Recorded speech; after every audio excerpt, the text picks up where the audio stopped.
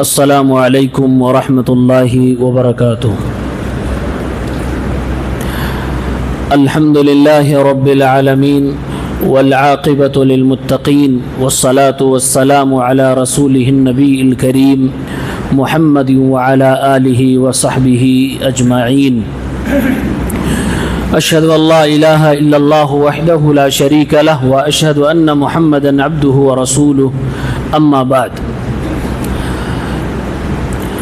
اللہ کے نبی صلی اللہ علیہ وسلم پر سورہ مدثر کی ابتدائی آیات نازل ہوئی، جس میں آپ کو حکم دیا گیا یا ایھا المدثر قم فانذر، کہ آپ نکلیے اور لوگوں کو اللہ رب العالمین سے ڈرائیے۔ آپ صلی اللہ علیہ وسلم نے دعوت و تبلیغ کا کام شروع کیا۔ آپ کی دعوت دو حصوں میں تقسیم ہوتی ہے، دعوت سری اور دعوت جہری، خفیہ دعوت اور اس کے بعد اعلانیہ دعوت۔ خفیہ دعوت کی مدت 3 سال رہی ہے۔ 3 سال تک آپ نے اپنے خاص لوگوں تک اسلام کا پیغام پہنچایا ہے۔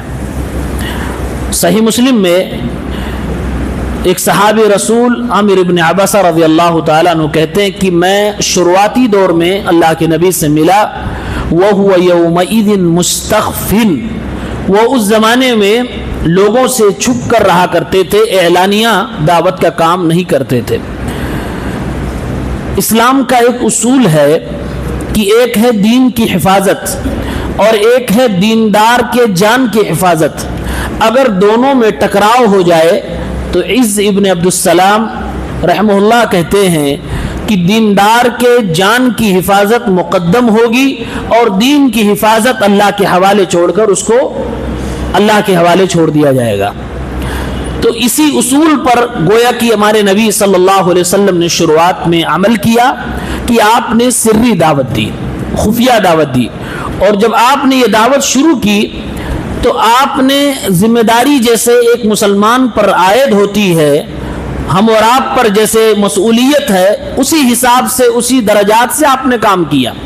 ہر انسان کی سب سے پہلے ذمہ داری ہے کہ خود کو جہنم کی آگ سے بچائے۔ آپ کو نبی بنا دیا گیا، آپ جنتیوں کے سردار ہیں، آپ ساری دنیا کے سردار ہیں، نو ڈاؤٹ۔ آپ کے بعد آپ کی ذمہ داری اپنے اہل و عیال پر جاتی تھی، لہٰذا آپ نے اپنی بیوی حضرت خدیجہ کو باخبر کیا، وہ ایمان لے آئیں۔ اس کے بعد آپ نے اپنے گھر والوں کو دعوت و تبلیغ کی اور ان لوگوں کو سمجھایا، پھر گھر والوں سے آگے چل کر آپ نے اپنے قبیلے اور خاندان والوں کو بھی سمجھایا، تدریجاً آپ نے کام کیا۔ یہی کام ہمیں اور آپ کو بھی کرنا ہے، پہلے اپنے آپ کو بچانا ہے، پھر اہل و عیال آل اولاد کو، پھر کنبہ قبیلہ گاؤں اور شہر کے اور دنیا کے تمام لوگوں کو۔ تو آپ نے جب یہ سری دعوت شروع کی تو حضرت خدیجہ ایمان لائیں، علی رضی اللہ تعالیٰ عنہ راج قول کے مطابق 10 سال کے تھے، وہ ایمان لے آئے۔ لوگوں میں حضرت ابوبکر صدیق ایمان لے آئے، اور آپ کے غلام حضرت زید بن حارثہ ایمان لے آئے، ام ایمن ایمان لے آئیں۔ یہ آپ کے وہ قریبی لوگ تھے جو اس خفیہ دعوت میں ایمان لے آئے۔ اور جب ابوبکر صدیق رضی اللہ تعالیٰ عنہ ایمان لے آئے تو انہوں نے بھی اللہ کے نبی صلی اللہ علیہ وسلم سے سیکھی ہوئی باتوں کو لوگوں میں بتانا اور پھیلانا شروع کر دیا، آپ کے دعوت کے کام میں آپ کی ہیلپ کرنے لگے۔ چنانچہ حضرت ابوبکر صدیق رضی اللہ تعالیٰ عنہ کی محنت سے حضرت عثمان ایمان لے آئے، عبد الرحمن ابن عوف ایمان لے آئے، اور بھی کئی صحابہ ایمان لائے۔ چند دنوں میں 40 سے 50 لوگ مسلمان ہو گئے۔ یہ خفیہ دعوت چلتی رہی۔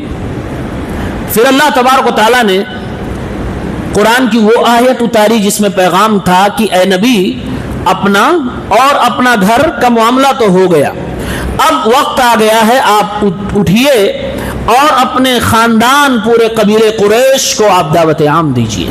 چنانچہ صحیح بخاری کی روایت کتاب التفسیر 4770 عبداللہ بن عباس رضی اللہ تعالیٰ عنہما فرماتے ہیں جب یہ آیت نازل ہوئی وَأَنذِرْ عَشِيرَتَكَ الْأَقْرَبِينَ، اے محمد آپ اپنے قریبی خاندان والوں کو، رشتہ داروں کو ڈرائیے، ان تک اللہ کا پیغام پہنچائیے۔ جیسے یہ آیت نازل ہوئی، اللہ کے نبی صلی اللہ علیہ وسلم کوہ صفا پہ کھڑے ہو گئے، فجعل ینادی، اپنے خاندان کے ایک ایک جز کو نام لے کر بلانے لگے، ایک ایک قبیلوں کو آپ نے آواز دے کر بلایا، سارے کے سارے لوگ وہاں حاضر ہو گئے۔ جو نہیں آ سکا اس نے اپنے غلام کو بھیج دیا تاکہ جا کر دیکھے کہ محمد کس لیے بلا رہے ہیں۔ جب سارے لوگ آ گئے، ہمارے نبی صلی اللہ علیہ وسلم نے فرمایا اگر میں یہ کہوں کہ اس پہاڑ کے پیچھے ایک فوج ہے جو تم پر حملہ آور ہونے والی ہے تو کیا میری بات مانو گے؟ لوگوں نے کہا ما جربنا علیک صدقا، اے محمد ہمارا تجربہ یہ ہے کہ تم جھوٹ نہیں بولتے ہو، یعنی ہم بات مانیں گے۔ فوراً اللہ کے نبی نے فرمایا فإنی نذیر لکم بین یدی عذاب شدید، اگر تم لوگ مجھے سچا مانتے ہو تو ایک سچی بات کی تبلیغ کر رہا ہوں، اس کو مانو، وہ یہ ہے کہ میں تمہیں ایک سخت عذاب سے ڈرانے کے لیے آیا ہوں، یعنی اللہ تبارک و تعالیٰ کی عبادت میں لگ جاؤ ورنہ ایک سخت ترین عذاب تمہارے پاس آ جائے گا۔ جیسے ہی اللہ کے نبی نے دعوت اسلام دیا اور کہا لوگو اللہ کا کلمہ پڑھو کامیاب ہو جاؤ گے، آپ کے سگے چچا ابو لہب نے بھری مجلس سے کہا تبن لک سائر اليوم الہذا جمعتنا یا محمد، اے محمد تیرے ہاتھ خاک آلود ہو جائے، کیا اسی لیے تم نے یہاں پر ہم لوگوں کو جمع کیا تھا؟ پھر اللہ تعالیٰ نے اپنے نبی کی ڈیفنس اور دفاع میں تبت یدا ابی لہب یہ پوری سورہ نازل فرمائی۔ یہاں سے جہری دعوت، اعلانیہ دعوت کی شروعات ہو گئی۔ قرآن کی ایک اور آیت ہے سورہ حجر آیت نمبر 94، اس میں بھی ہے فاصدع بما تؤمر واعرض عن المشرکین، اے نبی جو آپ کو بتایا جا رہا ہے آپ کھل کے اس کا اعلان فرمائیے، ہاں مشرکین اگر آپ کے راستے میں روڑے بن رہے ہیں، آپ کو چھیڑ رہے ہیں تو انہیں اگنور کیجئے، نظر انداز کیجئے، ابھی آپ دعوت کا کام کریے۔ تو آپ صلی اللہ علیہ وسلم نے دعوت کا کام شروع کر دیا اعلانیہ طور سے۔ ادھر آپ نے اعلانیہ شروع کیا اپنوں میں سے بھی دشمن اور غیروں میں سے بھی دشمن پنپ گئے۔ جیسے جیسے آپ کی تبلیغ بڑھتی گئی اور جیسے جیسے لوگ مسلمان ہوتے گئے اتنے ہی دشمن آپ کے بڑھتے چلے گئے۔ قریش نے دیکھا کہ محمد کی آواز دب نہیں رہی ہے، دن بدن بڑھتی ہی جا رہی ہے، چنانچہ الگ الگ ترکیبیں نکالی گئیں کہ ان کی دعوت کو کیسے روکا جائے۔ صاحب السیرۃ النبویہ فی ضوء المصادر الاصلیہ انہوں نے 15 ایسے طریقے نقل کیے ہیں جو اس وقت غیر مسلمین نے اختیار کیے تاکہ اللہ کے نبی کی دعوت کو روکا جا سکے۔ میں ان میں سے آپ کے سامنے چند رکھ رہا ہوں۔ سب سے پہلے تو یہ لوگ اللہ کے نبی کے چچا جو کہ گارجین تھے اس وقت ان کے پاس آئے اور کہا ابو طالب اما ان تکفہ عنا و اما ان تخلی بینہ و بیننا، آپ کے پاس دو آپشن ہے، بڑے پیار سے آپ سے کہا جا رہا ہے، یہ پورا مکہ کا سردار آپ سے کہہ رہا ہے کہ آپ اپنے بھتیجے کو یا تو روک لیجئے، ہمارے معبودوں کے بارے میں ہمارے بارے میں کچھ نہ بولا کرے، یا تو پھر ہمارے اور اس کے درمیان سے آپ ہٹ جائیے، ہم اپنے طریقے سے نپٹ لیں گے۔ ابو طالب نے بڑی دانائی اور ہوشیاری سے پیاری سی بات کی، سمجھایا اور واپس کر دیا، یعنی بات آگے نہیں بڑھی، یہیں تک رہ گئی۔ اس کے بعد دوسرا مرحلہ آیا دھمکی کا۔ اب اس سے جب دعوت نہیں رکی تو دھمکی دینے پہ آ گئے۔ چنانچہ ابھی ابو طالب نے اپنے بیٹے عقیل کو کہا جاؤ محمد کو سمجھاؤ، یہ پورا خاندان قبیلہ شکایت کر رہا ہے کہ یہ بازاروں میں مسجدوں میں جہاں بھی ہوتے ہیں یہ ان کے معبودوں کو برا بھلا کہتے ہیں، ان کے آبا و اجداد کو گمراہ کہتے ہیں، یہ شکایت کرنے ہیں، جاؤ محمد سے کہو کہ اے محمد ان کو تکلیف دینا چھوڑ دو۔ یعنی دعوت توحید کو وہ لوگ بتا رہے تھے کہ ہمیں تکلیف ہوتی ہے، لہذا اے محمد چھوڑ دو۔ اللہ کے نبی صلی اللہ علیہ وسلم نے اپنے چچا کی موجودگی میں اور اپنے قریبی لوگوں کی موجودگی میں فرمایا یہ سورج تمہیں دکھائی دے رہا؟ لوگوں نے فرمایا ہاں یہ سورج ہمیں دکھائی دے رہا ہے۔ فرمایا اللہ کے نبی صلی اللہ علیہ وسلم نے جیسے میرے لیے محال اور امپاسبل بات یہ ہے کہ آپ لوگ مجھ سے مطالبہ کرو کہ اے محمد سورج کا کوئی شعلہ توڑ کے لاؤ، تو جیسے میں سورج سے کوئی شعلہ توڑ کے نہیں لا سکتا کیونکہ یہ میرے اختیار میں نہیں، ایسے ہی میں دعوت توحید سے اپنے آپ کو نہیں روک سکتا کیونکہ اس دعوت کو روک دینا میرے اختیار میں نہیں، یہ اللہ کا آرڈر ہے۔ دو ٹوک آپ نے فیصلہ فرما دیا اور کہا یہ بالکل ناممکن سی بات ہے کہ میں معبودان باطلہ پر بولنا چھوڑ دوں، توحید کی دعوت دینا چھوڑ دوں۔ ابن اسحاق نے صحیح سند سے اس کو روایت کیا۔ اس کے بعد تیسرا مرحلہ آیا، اللہ کے نبی صلی اللہ علیہ وسلم پر الزامات اتہامات لگنے لگے، چنانچہ آپ پر عجیب و غریب اتہام لگا۔ لوگ کہنے لگے انک لمجنون، اے محمد تو پاگل ہے، کسی نے کہا کہ تو جادوگر ہے، کسی نے کہا کہ تو جھوٹا ہے، وقال الکافرون ھذا ساحر کذاب، کسی نے کہا یہ شاعر بن گیا ہے، کسی نے کہا نہیں یہ پرانے لوگوں کی کہانیاں بے سند بے پیر لے کے آتا ہے اور پھر اسی کو لکھوا دیتا ہے، صبح شام اپنے ساتھیوں سے سنتا ہے اور وہی لوگوں کو بتلاتا رہتا ہے۔ وقالوا اساطیر الاولین اکتتبها فہی تملی علیہ بکرۃ واصیلا، اور پھر کہنے لگے یہ جادوگر بھی ہو گیا ہے، یہ کاہن بن گیا ہے، اس کے پاس شیطان آنے لگا ہے اور پھر یہ کاہنی اور نجومیت کا کام کرنے لگا ہے۔ اللہ کے نبی پر طرح طرح کے الزام لگائے گئے، جتنے لوگ ایمان لے آئے سب کو یہ گمراہ کہنے لگے اور ایک ہی جملے میں کہنے لگے ان ہؤلاء لضالون، سب گمراہ ہو گئے، سب گمراہ ہوئے، جو گمراہ تھے وہ ہدایت والوں کو گمراہ کہنے لگے۔ اللہ کے نبی پہ طرح طرح الزام لگنے لگا۔ یہ الزام اس لیے لگایا جا رہا تھا تاکہ آپ کی شخصیت مجروح ہو جائے اور لوگ آپ کے قریب آنا بند کر دیں۔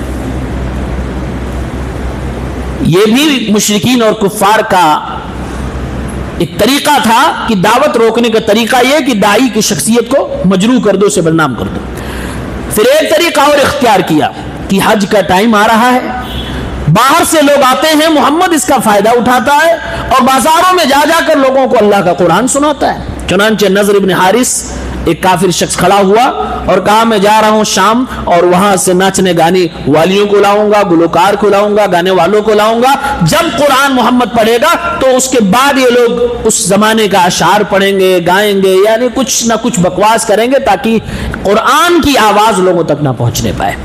یہ طریقہ بھی اختیار کیا۔ اللہ تعالیٰ نے فرمایا وَقَالَ الَّذِينَ كَفَرُوا لَا تَسْمَعُوا لِهَذَا الْقُرْآنِ وَالْغَوْا فِيهِ لَعَلَّكُمْ تَغْلِبُونَ، کفار نے کہا قرآن کو نہ سنو اور جب قرآن پڑھا جائے تو لغو بات کرو، بکواس بات کرو، شور کرو تاکہ تم لوگ کامیاب ہو جاؤ، غالب آ جاؤ۔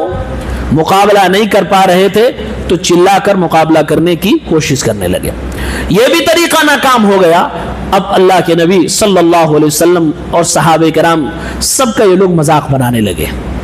مذاق کی اتنی انتہا ہو گئی کہ راستے سے چل رہے ہیں تو مذاق، آنکھوں سے اشارے ہو رہے ہیں، اللہ کے نبی خانہ کعبہ میں عبادت کے لیے جا رہے ہیں تو اللہ کے نبی کا مذاق بنایا جا رہا ہے۔ مذاق کی اتنی انتہا ہو گئی کہ ابو جہل جیسا شخص مذاق کرتے ہوئے، استہزاء کرتے ہوئے، سخریہ کرتے ہوئے کہنے لگا، اللہ سے کہنے لگا اللہم ان کان ھذا ھو الحق، اے اللہ اگر یہ محمد اور اس کی دعوت صحیح ہے فامطر علینا حجارۃ من السماء او ائتنا بعذاب علیم، تو میں ابو جہل دعا کرتا ہوں کہ ہمارے اوپر آسمان سے پتھر برسا دے یا پھر کوئی دردناک عذاب نازل فرما دے۔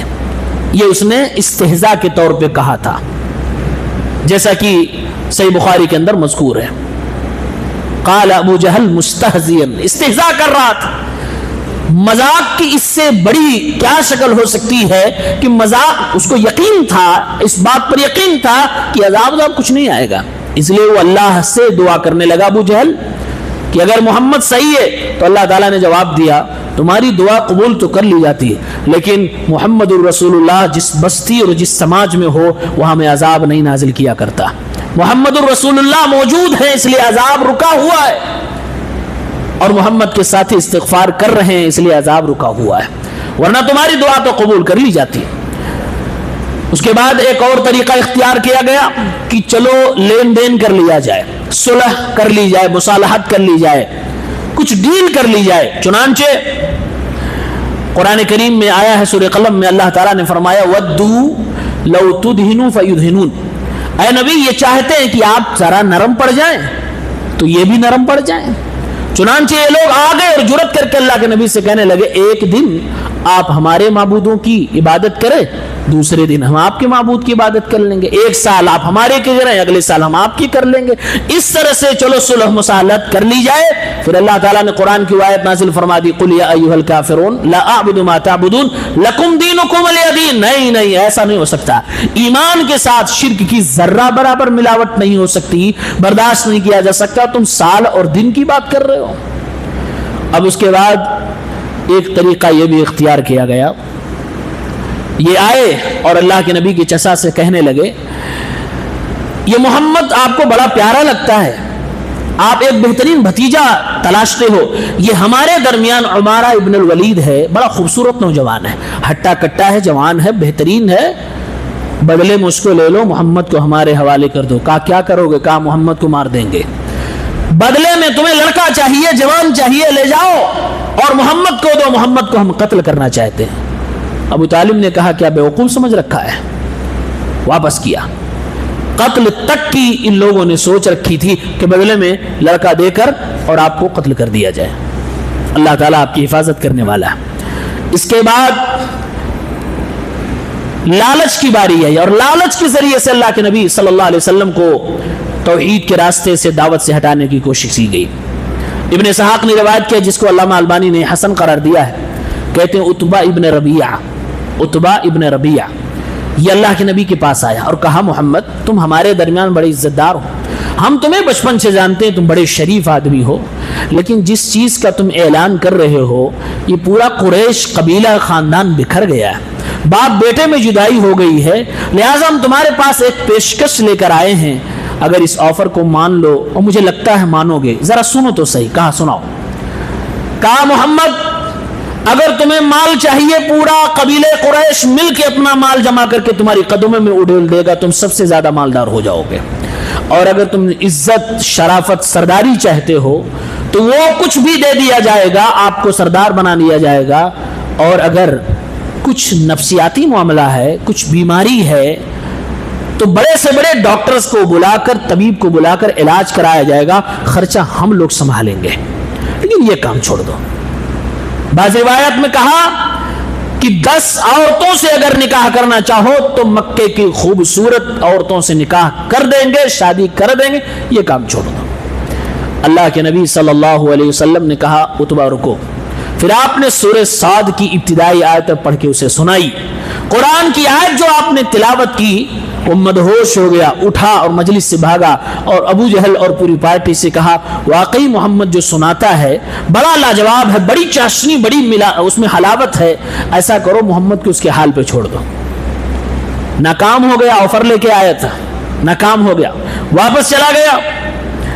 اس کے بعد ایک مرحلہ اور اختیار کیا گیا اور کہا گیا کہ محمد اگر تم سچے ہو تو یہ معجزہ دکھاؤ، یہ معجزہ دکھاؤ۔ الگ الگ معجزات کا مطالبہ کرنے لگے، یہ ایک طرح سے اللہ کے نبی کو چیلنج کرنے لگے یہ لوگ، کیونکہ یہ معجزات اس لیے نہیں مانگتے تھے کہ اگر دکھا دیں گے تو ایمان لے آئیں گے، اس لیے مانگتے تھے کہ عاجز آ جائے اور کسی طریقے سے توحید کی دعوت دینا چھوڑ دیں۔ چنانچہ ان لوگوں نے کہا کہ چاند کو 2 ٹکڑے کر کے دکھاؤ۔ اللہ تبارک و تعالیٰ کے حکم سے اللہ کے نبی نے اشارہ کیا، چاند 2 ٹکڑے میں ہو گیا، ایمان نہیں لائے۔ ان لوگوں نے کہا محمد یہ مکہ پتھروں والی زمین ہے، یہاں کوئی نہر کھود کے دکھاؤ۔ نمبر 2۔ نمبر 3، محمد اگر تم سچ میں اللہ کے نبی اپنے آپ کو کہتے ہو تو انگور اور کھجور کے باغات اس مکے میں دکھاؤ، اپنے اللہ سے کہو کہ تمہارے لیے بنا کے دکھائے، اور پھر اس باغ میں نہروں کو بہا کے دکھاؤ۔ نمبر 4، یا پھر آسمان سے پتھروں کا ٹکڑا ہمارے اوپر برسواؤ جیسا کہ تم کہتے رہتے ہو، یا پھر اپنے اللہ اور فرشتے کو ہمارے سامنے حاضر کرو، یا پھر موتیوں کا گھر اپنے لیے کوئی دکھا دو، کہہ دو اپنے اللہ سے تمہارے لیے موتیوں کا کوئی گھر بنا دے، یا پھر آسمانوں میں چڑھ جاؤ، ہم لوگ تمہیں چڑھتا ہوا دیکھ لیں۔ اور کہا سنو، ہو سکتا ہے تم چڑھ جاؤ، اگر چڑھ بھی گئے تو ہم ایمان نہیں لائیں گے، ایک شرط پہ ایمان جاؤ آسمانوں پہ اور ہمارے لیے کتاب لے کے آؤ، جیسے تم کتاب پڑھ کے سناتے ہو، قرآن بتلاتے ہو، ایسے ہمارے لیے کتاب دکھاؤ، تب ہم ایمان لائیں گے۔ اس طرح کی باتیں ان لوگوں نے کی۔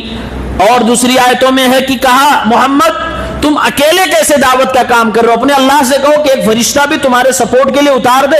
اللہ نے جواب دیا اگر فرشتہ اتار دوں گا تم میں سے کوئی بچے گا نہیں، یعنی میرے فرشتے عام طور سے عذاب الہی لے کر اترا کرتے ہیں تمہارے ڈیمانڈ پہ، اس لیے فرشتے کا مطالبہ ٹھیک نہیں۔ اور کہا محمد اگر تم سچ میں اللہ کے نبی ہو تو اپنے اللہ سے کہو کہ آسمان سے ہیرے جواہرات سونے چاندی کا خزانہ تمہارے اوپر نازل فرما دے۔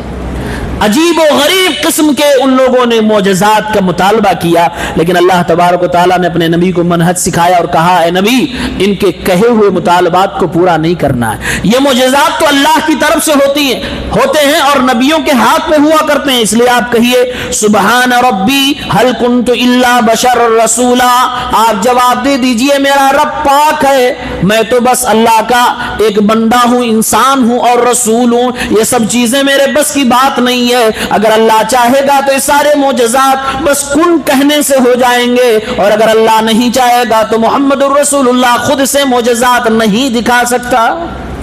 اللہ نے فرمایا یہ جواب دے دیجئے، کیونکہ ان کی نیتیں ایمان لانے کے نہیں تھی، ان کی نیت نبی کو بس چیلنج کرنا تھا کہ تاکہ ان سب چکروں میں پڑ کے دعوت توحید کو چھوڑ دے۔ اللہ تعالیٰ نے فرمایا کہ ان کو نظر انداز کیا جائے۔ پھر اس کے بعد ایک اور طریقہ اختیار کیا گیا، آپ کو جسمانی تکلیف دی جانے لگی، جسمانی تکلیف بے انتہا بے شمار، نفسانی تکلیف، جسمانی تکلیف، مادی تکلیف، معاشرتی، انفرادی، گھریلو، ہر قسم کے تکلیفوں سے آپ کو گزارا جانے لگا۔ ابو جہل قسم کھا کے کہتا واللات والعزى لأعفرن وجهه في التراب، لات و عزا کی قسم ہے محمد کا چہرہ میں مٹی میں رگڑ دوں گا۔ اپنے ساتھیوں کے سامنے قسم کھائی، اور اس کے بعد اللہ کے نبی صلی اللہ علیہ وسلم خانہ کعبہ کی صحن میں نماز پڑھ رہے ہیں، نماز کی حالت میں اللہ کے نبی کے قریب آیا لیطع علی رقبہ، تاکہ آپ کی گردن پہ اپنا پیر رکھے اور اپنی قسم کو پورا کرے، لیکن جیسے ہی قریب آیا ینکس علی عقبیہ، اپنے ایڑیوں کے گل پیچھے ہٹنے لگا، وَيَتَّقِي بِيَدَيْهِ، اور اپنے دونوں ہاتھوں سے اپنے آپ کا بچاؤ کرنے لگا۔ وہ جن کے سامنے قسمیں کھایا تھا انہوں نے کہا ابو جہل کیا ہوا، ایسا کیا ہو گیا کہ تم واپس آنے لگے؟ ابو جہل کہتا ہے ان بینی و بینہ لخندقا، میں گیا میرے اور محمد کے درمیان آگ کی ایک کھائی مجھے نظر آئی، اور دردناک چیزیں، خطرناک چیزیں نظر آئیں، مجھے پر نظر آئے، اس لیے میں پیچھے ہٹ گیا، اگر نہ پیچھے ہٹتا تو میں مر جاتا۔ اللہ کے نبی کو جب یہ بات معلوم ہوئی تو آپ صلی اللہ علیہ وسلم نے فرمایا لو دنا منی، اگر یہ اللہ کا دشمن ابو جہل میرے قریب بھی آیا ہوتا اور اپنی اس قسم کو پوری کرنے کی کوشش کرتا لَاخْتَطَفَتَهُ الْمَلَائِكَةُ عُضْوًا عُضْوًا، تو اللہ کے فرشتے ایک ایک ٹکڑا اس کو کر ڈالتے، پوری بوٹی بوٹی کر ڈالتے، ایک ایک عضو، ایک ایک ہاتھ پیر اکھاڑ کے پھینک دیتے۔ اللہ کے فرشتے ایسے متعین کر دیے گئے تھے۔ یہ روایت سے بخاری کے اندر ہے۔ اللہ کے نبی صلی اللہ علیہ وسلم کو تکلیف دینے کے لیے یہ باقاعدہ میٹنگ کرتے تھے، مشورے کرتے تھے۔ مشورے میں کہا گیا، عبداللہ ابن عمر رضی اللہ تعالیٰ عنہ بیان کرتے ہیں، ان سے پوچھا گیا کہ اللہ کے نبی کے ساتھ مشرکوں نے سب سے زیادہ بدترین والا معاملہ کیا کیا، سب سے بری سزا کیا دینے کے لیے ان لوگوں نے سوچا؟ حضرت عبداللہ ابن عمر فرماتے ہیں میں نے دیکھا کہ جو یہ 7 لوگ بیٹھ کے گفتگو کر رہے تھے اور کہنے لگے آپس میں کہ کون ہے جو محمد کے سر کو نماز کی حالت میں کچل دے اور محمد کو تکلیف کی انتہا تک پہنچائے۔ فرماتے میں نے عقبہ ابن ابی معیط، یہ بدترین قسم کا آدمی تھا، بڑا بد مزاج، اللہ کے نبی کا جانی دشمن تھا۔ نبی نماز کی حالت میں ہے، آیا اور اللہ کے نبی کی گردن پہ کپڑا ڈالا اور دونوں طرف سے خوب تیزی سے کھینچنے لگا، فخنقہ بہ خنقا شدیدا، بخاری کے الفاظ ہیں، بہت تیز کھینچا آپ کی گردن کو، اتنی تیزی سے اس کو ٹائٹ کیا کہ ایسا لگتا تھا کہ آپ کی روح نکل جائے گی۔ اتنے میں کسی نے ابو بکر صدیق کو بتایا، ابو بکر رضی اللہ تعالیٰ عنہ دوڑے دوڑے آئے اور اس ظالم کو اللہ کے نبی سے دھکا دے کر دور بھگاتے ہیں اور کہتے ہیں اتقتلون رجلا، کیا تم ایسے آدمی کو قتل کرنا چاہتے ہو، ان یقول ربی اللہ، جو کہتا ہے میرا رب اللہ ہے، وقد جاءکم بالبینات من ربکم، اور یہ بغیر دلیل کے بات بھی نہیں کرتا ہے، یہ تو دلیلیں تمہیں دے رہا ہے، پھر بھی تم اس آدمی کو مارنے کے لیے تلے ہوئے ہو۔ حضرت ابو بکر نے ڈانٹا اور اس ظالم کو وہاں سے بھگایا۔ یہ روایت بھی صحیح بخاری میں ہے۔ ایک بار ان لوگوں نے مجلس کی اور مجلس میں ابو جہل کہتا ہے الا تنظرون الى هذا المرائی، اللہ کے نبی خانہ کعبہ کے صحن میں نماز پڑھ رہے ہیں، یہ 7 لوگ بیٹھے ہوئے اور 7 کے 7 انتہائی بدتمیز قسم کے انسان تھے، اللہ کے نبی کی دشمنی میں یہ بالکل بلندی کو پہنچ چکے تھے۔ یہ کہہ رہے ہیں دیکھو محمد یہ خانہ کعبہ کے صحن میں نماز دکھانے کے لیے پڑھ رہا۔ الا تنظرون الى هذا المرائی، مرائی دکھاوا کرنے والے کو کہا جاتا، نعوذ باللہ، اللہ کے نبی کے اوپر یہ الزام۔ کہا دیکھ رہے ہو یہ آج دکھانے کے لیے نماز پڑھ رہا، ایکم یقوم الی جذور آل فلان فیعمد الی فرثها ودمها وسلالها، کون ہے جو اٹھے اور فلاں قبیلے کے کوڑا دان پہ جائے، کل ہی بہت سارے اونٹ ذبح کیے گئے، ان کی اوجھڑیاں پھینکی گئیں، ان کے پورے مغلظات گندگیاں ڈالی گئی ہیں، وہاں ان کی میگنیاں ڈالی گئی ہیں، وہاں ان کے پیڑ سے جتنی بھی چیزیں کچڑے نکلنے والے تھے سب کچھ ڈال دیا گیا، یہاں تک کہ اونٹنیوں کی بچے دانیاں بھی ڈال دی۔ کوڑا دان ہے، کون جائے اور اس کوڑے دان سے کوڑا اٹھا کر لائے اور محمد جب سجدے میں جائے تو اس کی پیٹھ اور اس کے گردن پہ ڈالتے۔ بخاری کے الفاظ عبداللہ بن مسعود فرماتے ہیں رضی اللہ تعالیٰ عنہ،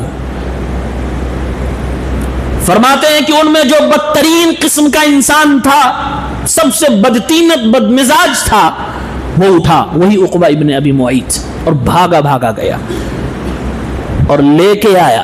اللہ کے نبی صلی اللہ علیہ وسلم نماز کی حالت میں ہے، انتظار کر رہا لے کر کھڑے ہو گئے کہ کب محمد سجدہ کریں۔ جیسے اللہ کے نبی نے سجدہ کیا اور آپ نے سجدے میں اپنا سر مبارک رکھا، اس ظالم نے آپ کی پیٹھ پر، آپ کے گردن پہ، آپ کے کندھوں پہ وہ ساری گندگیاں ڈال دی۔ ادھر اس میں گندگی ڈالی، وہ 6 لوگ ادھر 7 کے 7 مل کر اتنا ہنسے، بخاری کے الفاظ ہیں کہ ہنس ہنس کے ایک دوسرے کے اوپر گر رہے تھے، محمد الرسول اللہ کی بے بسی پہ ہنس رہے تھے، ان کے ساتھ کیے گئے مذاق پہ ہنس رہے تھے۔ اللہ کے نبی صلی اللہ علیہ وسلم سجدے میں پڑے رہے، وثبت النبی ساجدا، آپ نے سجدے سے سر نہیں اٹھایا، آپ سجدے ہی میں پڑے رہے، یہ ہنستے رہے۔ غالباً یہی عبداللہ بن مسعود جو کہ اس وقت چھوٹے تھے، بھاگے بھاگے اللہ کے نبی کے گھر گئے اور آپ کے گھر پہ خبر کیا کہ محمد صلی اللہ علیہ وسلم کو خانہ کعبہ کی صحن میں حالت سجدے میں ان کے سر مبارک پر گندگیاں ڈال دی گئی ہیں، ہے کوئی محمد کے گھر میں جو جائے اور ان کو بچائے۔ بخاری کے الفاظ ہے آپ کے گھر میں آپ کی سب سے چھوٹی بیٹی حضرت فاطمہ کے کانوں میں آواز جاتی ہے، چھوٹی سی تھی، وہی جویریہ، چھوٹی سی تھی، دوڑتی ہوئی خانہ کعبہ کے صحن میں آئی حضرت فاطمہ، اور اللہ کے نبی صلی اللہ علیہ وسلم کے گردن پہ جو گندگیاں ڈالی گئی تھی، بڑی ہمت سے ساری گندگی انہوں نے ہٹایا، اور ایک چھوٹی بچی نے یہ ہمت جٹائی کہ مکہ کے بڑے بڑے سردار جو ہنس رہے تھے سب کو ڈانٹا۔ کیا میرے باپ کی یہی غلطی ہے کہ وہ اللہ کی طرف دعوت دیتا ہے؟ آج تک انہوں نے کبھی کسی کو گالی نہیں دی ہے، کسی کو تکلیف نہیں دیا ہے، آج ان کے اخلاق کا یہ تم بدلہ دے رہے ہو۔ خوب سرزنش کی، خوب ڈانٹا، کفار فاطمہ رضی اللہ تعالی عنہ کا جواب نہ دے سکے، گندگی ہٹائی گئی، میرے نبی نے اپنی نماز پوری کی، آپ نے اپنا سر مبارک اٹھایا، اپنی چھوٹی بیٹی کو اپنے دامن میں دیکھا، اس مظلومیت کی حالت میں میرے نبی نے آسمان کی طرف ہاتھ اٹھا کے دعا کی، اللہم علیک بقریش، ایک ایک آدمی کا نام لے کر آپ نے بد دعا کی، اللہم علیک بعمر بن ہشام، اللہم علیک بعتبۃ بن ربیعہ، اللہم علیک بشیبۃ بن ربیعہ، اللہم علیک بولید بن عتبہ۔ اللہ کے نبی نے ساتوں کا ایک ایک کا نام لے کر بد دعا فرمایا۔ جب اللہ کے نبی بد دعا کرنے لگے یہ ظالم تھرا گئے، کیونکہ یہ اتنا تو مانتے تھے کہ یہ کعبہ کی سرزمین ایسی مقدس سرزمین ہے کہ رب العالمین یہاں پر کی گئی دعاؤں کو ضائع نہیں کرتا ہے۔ یہ ڈر گئے، چنانچہ وہ وقت آیا کہ سات کے ساتوں غزوہ بدر میں مارے گئے، الٹے اوندھے بدر کے کنویں میں پڑے تھے۔ اللہ کے نبی گئے اور آپ نے دیکھا اور آپ کو منظر یاد آیا، وہ سات کے ساتوں اوندھے پڑے ہوئے ہیں۔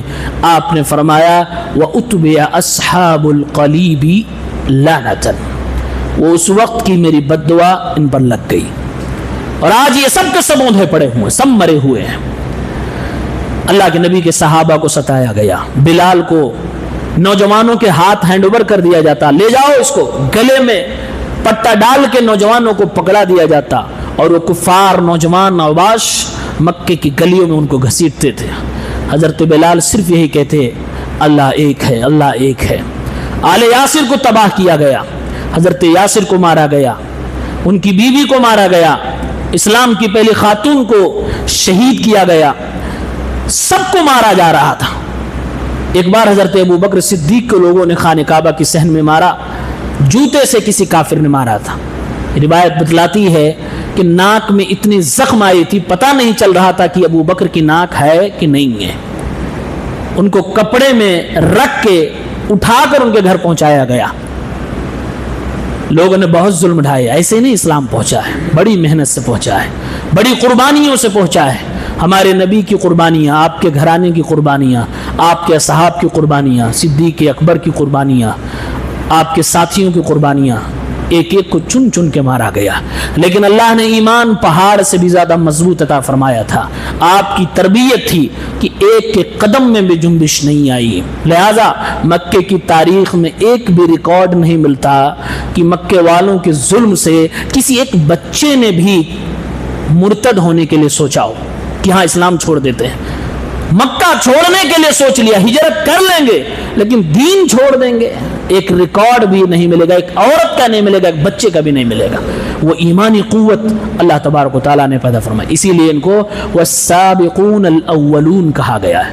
اللہ تعالیٰ ہم سب کو صحابہ کرام کی قدر و قیمت کو سمجھنے کی توفیق دے، سابقون الاولون کے نقش قدم پر چلنے کی توفیق عنایت فرمائے۔ رب العالمین ہم سب کو صحیح سمجھ عطا فرمائے۔ سبحانک اللہم و بحمدک، اشہد ان لا الہ الا انت، استغفرک و اتوب الیک، وآخر دعوانا ان الحمدللہ رب العالمین۔